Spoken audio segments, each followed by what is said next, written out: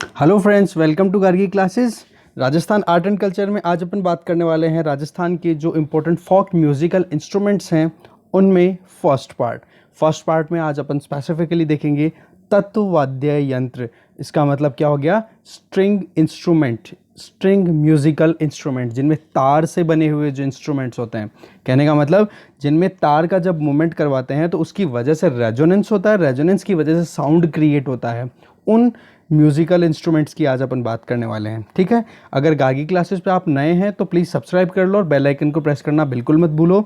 और अगर आपको राजस्थान ज्योग्राफी के नोट्स अवेलेबल करवाने हैं अपने खुद के लिए तो आप ले सकते हैं। राजस्थान हिस्ट्री के अगर आपको नोट्स की ज़रूरत है तो वो ले सकते हैं। और राजस्थान आर्ट एंड कल्चर के नोट्स अभी अंडर प्रिपरेशन है, तो वो हो जाएंगे तो देख लेंगे।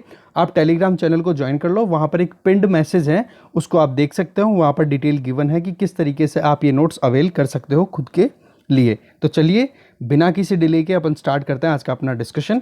सबसे पहले अपन देखते हैं कि म्यूजिकल इंस्ट्रूमेंट्स की इंपॉर्टेंस क्यों है। देखो, जब कभी भी कोई गाना गाया जाता है, कोई सॉन्ग अगर अपन गुनगुनाते रहते हैं, तो अगर उसमें आप टेबल बजा लो या फिर कोई बर्तन आपके हाथ में आ गया तो वो बजा लो, तो ऑटोमेटिकली एक स्वीटनेस आती है कि नहीं उसमें। एग्जैक्टली यही चीज़ ध्यान में रखते हुए फोक म्यूजिकल इंस्ट्रूमेंट्स का अपने आप में बहुत ज़्यादा इंपॉर्टेंस हो जाती है जब अपन आर्ट एंड कल्चर की बात करते हैं किसी भी पर्टिकुलर रीजन, ठीक है, चाहे वो राजस्थान हो या फिर कहीं पर भी, all over India, all over world, सबकी अपनी अपनी कल्चर के अकॉर्डिंग उन लोगों ने, वहाँ के जो नेटिव लोग हैं उन लोगों ने अपने हिसाब से अपनी म्यूज़िक को एनहेंस किया है। धीरे धीरे आज जितने भी एडवांस्ड म्यूज़िक सिस्टम या म्यूज़िकल इंस्ट्रूमेंट आप देख पा रहे हो, उनका बेसिक कहीं ना कहीं कोर आप देख पाओगे कि वाकई में ज़मीन से जुड़ी हुई चीज़ों से फिर बाद में डेराइव होती होती वो नई चीज़ें बनी हैं। तो पॉइंट ही आता है क्या कि फोक म्यूज़िकल इंस्ट्रूमेंट जो हैं इनका यूज़ तब किया जाता है जब आप फोक सॉन्ग्स, जो गीत गाए जाते हैं, जो ख्याल गाए जाते हैं एक तरीके से भोपों के द्वारा या फिर मंगड़ियारों के द्वारा, तो वो क्या करते हैं, मतलब प्रेज करते हैं पाबू जी को, इनको, तेजा जी को, ठीक है, जो फोक डेटीज़ हैं या फिर जो जैसे जयमल फत्ता हो गए, ऐसे करके जो ब्रेव हुए हैं राजस्थान में एंशिएंट टाइम पे, तो उनको प्रेज करने के लिए जो गाने गाए जाते हैं, तो उन गानों की स्वीटनेस को बढ़ाने के लिए ये फोक इंस्ट्रूमेंट्स यूज़ होते हैं, फोक म्यूजिकल इंस्ट्रूमेंट्स यूज़ होते हैं, ठीक है।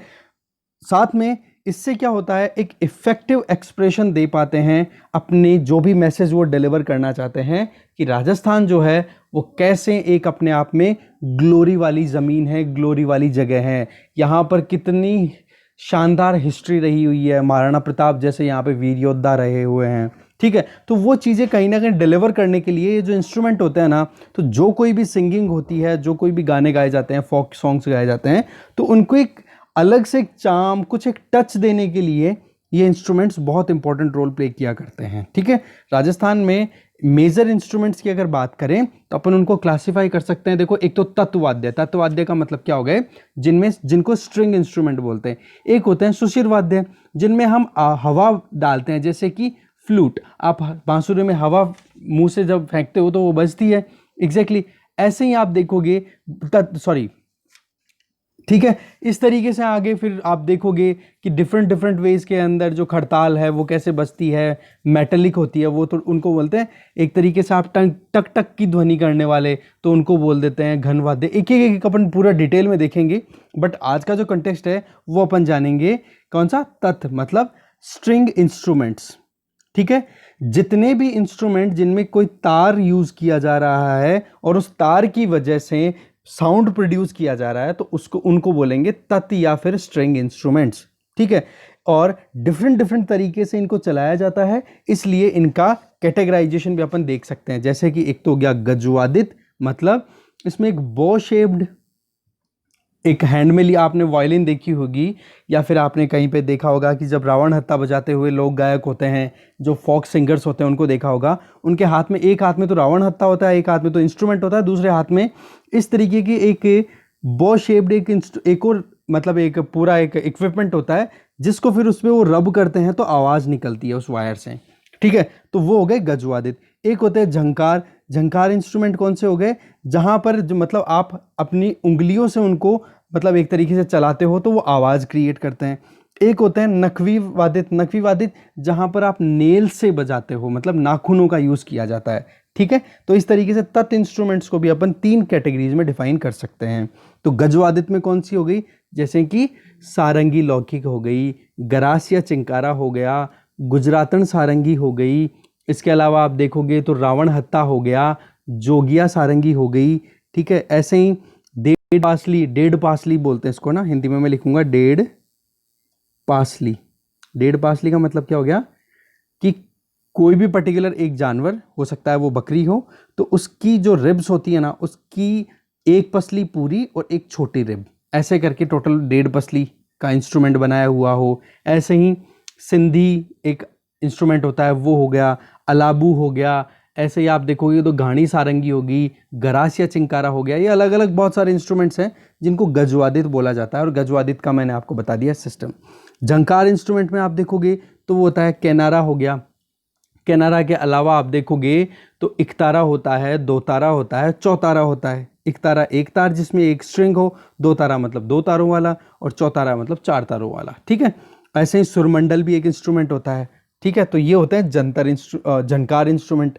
ऐसे ही नकवी वादित इंस्ट्रूमेंट्स की अगर बात करें तो नकवी का मतलब नेल्स का यूज़ किया जाएगा उनको बचाने में, जैसे कि बपंग हो गया, जंतर हो गया। इसके अलावा आप अपंग देख लो, रवज देख लो, रबाब देख लो। ऐसे ये खाज नहीं है, सॉरी गलत लिख दिया, रवाज है, ठीक है, ठीक है, RAVAJ, ये खाज गलत लिखा गया है, ठीक है।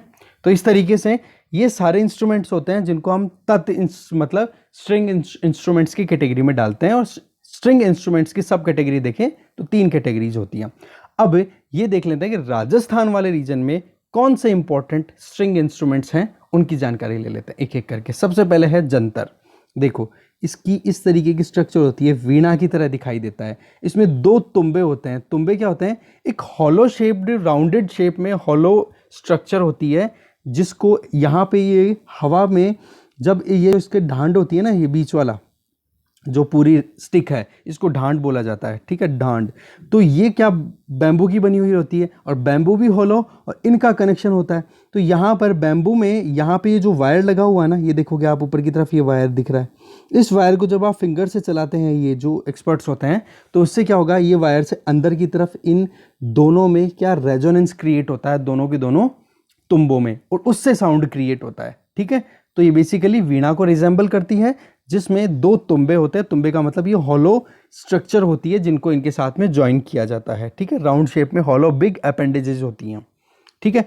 इसमें जो ढांड होती है, ढांड का मतलब हो गया ये मेन स्टिक, इसको ढांड बोला जाता है। तो ये भी ध्यान रखना है, एक एक वर्ड आप अच्छे से समझना कि ढांड क्या है, कौन से इंस्ट्रूमेंट में होती है, या जंतर किस तरीके का इंस्ट्रूमेंट है। ये चीज़ें आपको ध्यान रखनी है, क्वेश्चन खुद से तैयार करने हैं, राइट।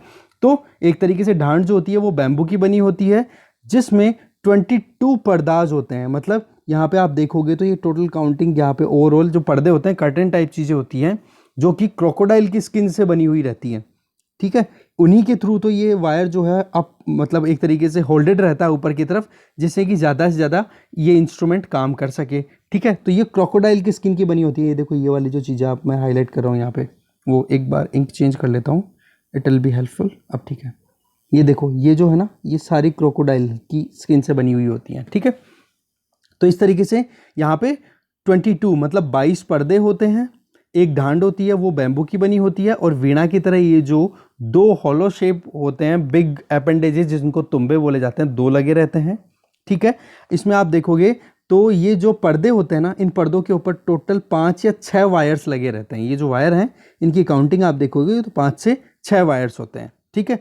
इन इंस्ट्रूमेंट्स का यूज़ किया जाता है जो बगड़ावतों की कथा गाते समय ये जो गुजरों के भोपे होते हैं ना, उनके द्वारा। मतलब these instruments are being used by भोपाज ऑफ गुर्जर। गुर्जरों में जो भोपे होते हैं ना, भोपे कौन से होते हैं, जो मतलब बोल करके प्रेज करें, स्टोरीज को नरेट करें, ठीक है। तो गुर्जरों में एक ये पर्टिकुलर सेगमेंट है उनकी कम्युनिटी में ही, तो उनको बोल दिया जाता है भोपाज ऑफ गुर्जर।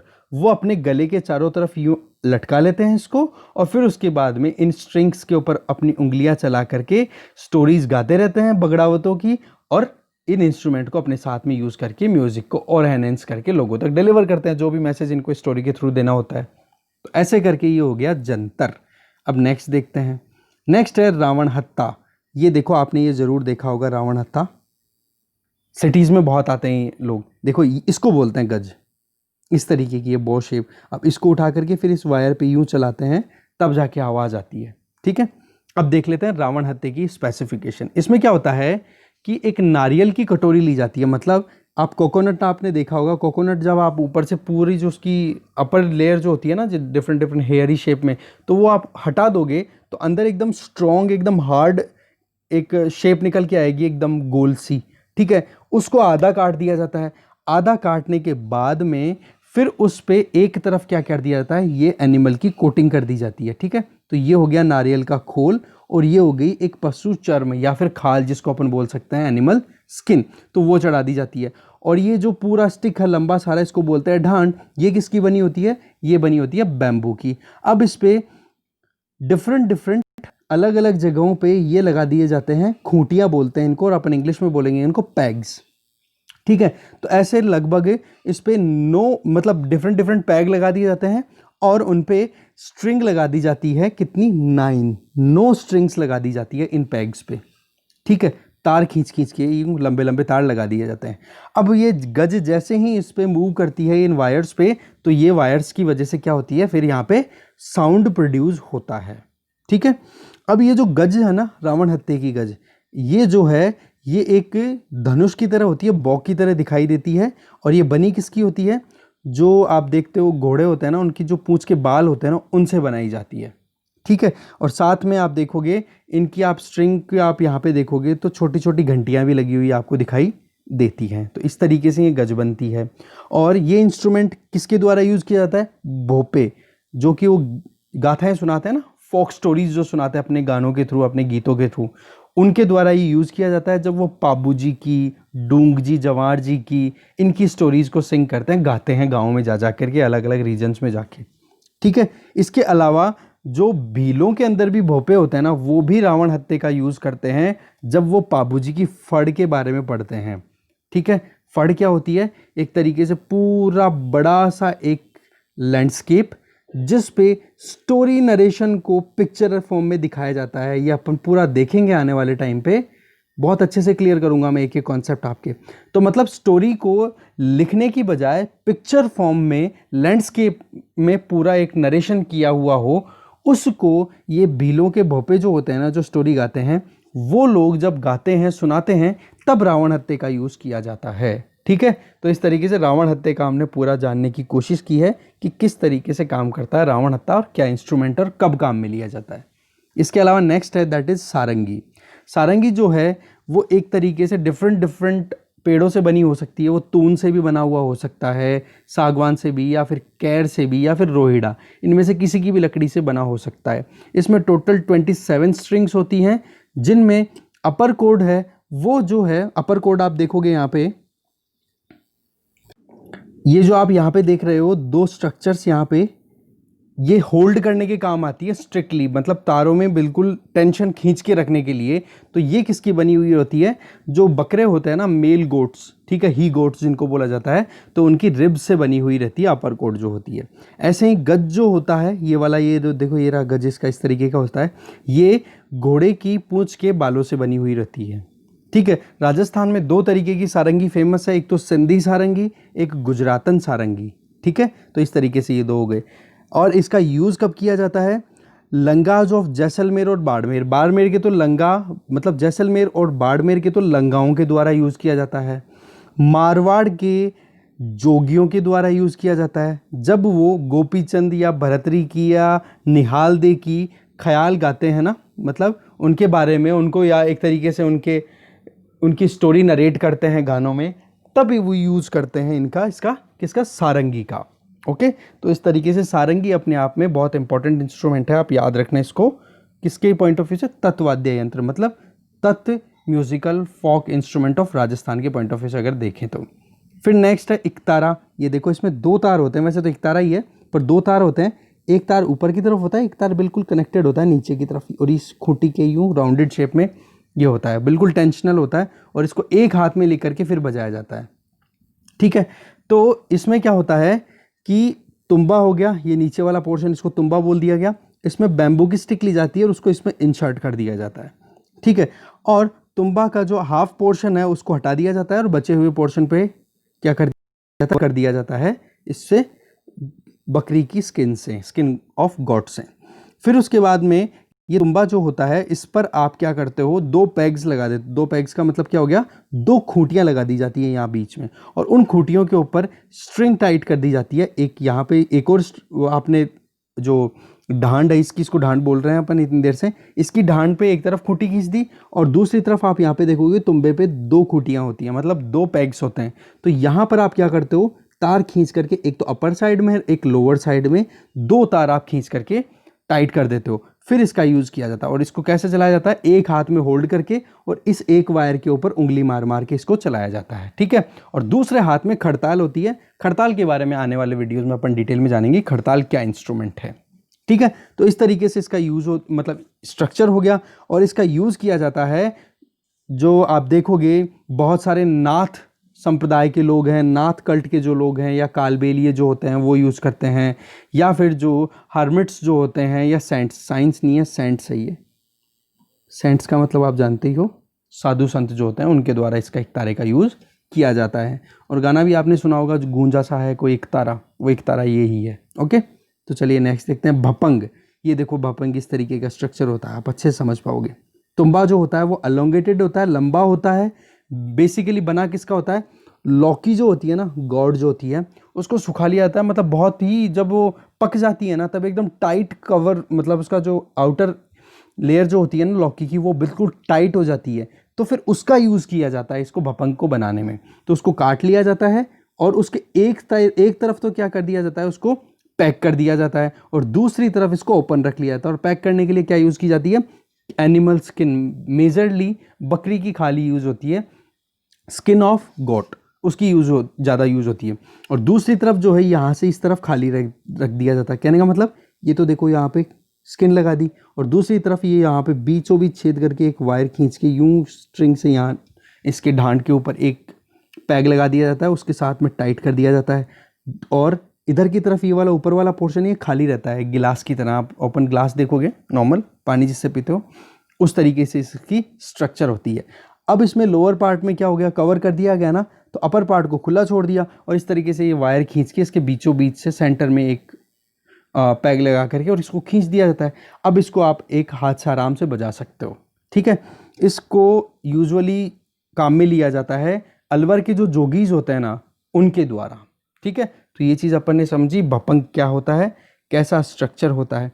अब इसका जो पूरा ओवरऑल डायमेंशन अगर देखें तो इसकी विड्थ तो, इसकी लेंथ तो होती है एक, मतलब 1.5 बालिस्ट। बालिस्ट का मतलब होता है बिलांद। बिलांद का मतलब क्या होता है मैं आपको बताता हूँ। आप अपने हाथ को फुल स्ट्रेच करो, जैसे मैं यहाँ स्ट्रक्चर बना रहा हूँ उस तरीके से अगर आप पूरे हाथ को स्ट्रेच करोगे तो आप देखोगे कि आपके अंगूठे, मतलब आपका जो थंब है और आपकी जो लिटिल फिंगर है, तर्जनी अंगुली, तर्जनी बोलते हैं क्या, तर्जनी नहीं, हाँ तर्जनी, राइट, ठीक है। तो लिटिल फिंगर और अंगूठे के बीच में जब बिल्कुल हाथ को स्ट्रेच कर लोगे ना, तो इनके बीच की डिस्टेंस, उसको बोलते हैं बालिस्त, ठीक है।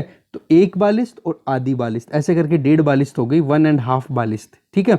वो तो होती है इसकी लेंथ यहाँ से यहाँ तक। और विड्थ की बात करें तो 10 अंगुल। 10 अंगुल का मतलब आप हाथ को यूं रखो पास पास में, ठीक है, 4 हो गई, फिर और आपने 4 लगाई, दूसरा हाथ लगा दिया, और फिर 2 उंगल, तो ऐसे करके ये पूरी हो गई आपकी विड्थ इसकी, ठीक है। तो ये इसकी डायमेंशन होती है भपंग की। जो भी कोई इंस्ट्रूमेंट इसको, मतलब जो भी कोई फॉक सिंगर इसको यूज़ करता है, जैसे कि पर्टिकुलर किसका नाम लिया अपन ने, अलवर के जोगियों के द्वारा इनका यूज़ किया जाता है। नेक्स्ट है कमायचा। आप इसकी अपीयरेंस देखोगे तो सारंगी की तरह ही है, बट इसमें एक मतलब तुम्बा होता है, या तबली जिसको बोल सकते हैं। और इसके स्ट्रक्चर देखो, तबली कैसी है, एकदम राउंड शेप में है। और आप देखोगे तो इसकी चौड़ाई जो है वो है 1.5 फीट, मतलब 1.5 फीट इसकी चौड़ाई होती है, मतलब इसका डायामीटर होता है लगभग। और इसकी एक तरफ से जो कटिंग करके और कवरिंग किससे की जा रही है, लेदर से, किसी भी एनिमल की स्किन से, पर्टिकुलरली गोट स्किन यूज होती है इसमें, ठीक है। दूसरा, इसको चलाने के लिए क्या यूज करते हैं, गज। गज का उपयोग किया जाता है। और गज में टोटल कितने स्ट्रिंग्स होते हैं, 27 स्ट्रिंग्स होते हैं, ठीक है। और इस तरीके से ये पूरा हो गया अपना मोटा मोटा। कमायचा की बात करें तो और इसका यूज़ कहाँ पे किया जाता है? जैसलमेर और बाड़मेर वाले रीजन में जो मंगनियार जो होते हैं ना, वो जब गाने गाते हैं तो उनके द्वारा इसका यूज़ किया जाता है। फिर नेक्स्ट एंड फाइनल जो तत् इंस्ट्रूमेंट है या फिर अपन जिसको बोल रहे हैं स्ट्रिंग इंस्ट्रूमेंट्स की बात करें तो वो है रवाज। रवाज की अगर बात करें तो ये सारंगी की तरह ही दिखाई देता है, ठीक है, और इसको चलाने के लिए नाखूनों का उपयोग किया जाता है। ये एक अपने आप में इंपॉर्टेंट चीज़ है यहाँ पे, ठीक है। इसमें 12 स्ट्रिंग्स होती है, 12 स्ट्रिंग्स होती हैं और इनका यूज़ किया जाता है मेवाड़ रीजन में जो राव होते हैं और जो भाट होते हैं ना उनके द्वारा, ठीक है। भाट है ये, भाट, ठीक है, भाटा भी लिखा जा सकता है बट भाट इज ओके, ठीक है। रावज एंड भाट जो है मेवाड़ के, उनके द्वारा इसका यूज़ किया जाता है रवाज का, ठीक है। इस तरीके से इंपॉर्टेंट इंस्ट्रूमेंट जो भी थे वो अपन ने डिटेल में समझे, और इनके अलावा कौन से स्ट्रिंग इंस्ट्रूमेंट्स है वो और देख लेते हैं जो राजस्थान में यूज़ होते हैं, जैसे कि तंदूरा, चिंकारा या चिक्कारा भी लिखा हुआ मिल जाए तो आप कंफ्यूज मत होना, गुजरी, सुरिंदा, ऐसे ही दुकाको, सुरमंडल, ये भी स्ट्रिंग इंस्ट्रूमेंट्स ही हैं, ठीक है। अब नेक्स्ट कैटेगरी आपको जल्दी मिलेगी, कल वीडियो मिल जाएगा। आज का यहीं पे अपना वीडियो कंप्लीट होता है। आपको जो डिटेल मैंने बताई आप उसको प्लीज़ माइंड कीजिए, और आप डोनेट भी कर सकते हैं पैसे आप चाहें तो, इससे हमें एक प्रमोशन मिलेगा। आप अपनी तरफ से डायरेक्ट इनडायरेक्ट सपोर्ट देना चाहें तो वो भी मिल सकता है हमें, तो उसके लिए आपका हम तहे दिल से वैसे ही धन्यवाद करते हैं कि आप हमें सपोर्ट कर रहे हैं, क्योंकि आप रियल पावर हो, ठीक है। तो चलिए, thank you very much for watching this video.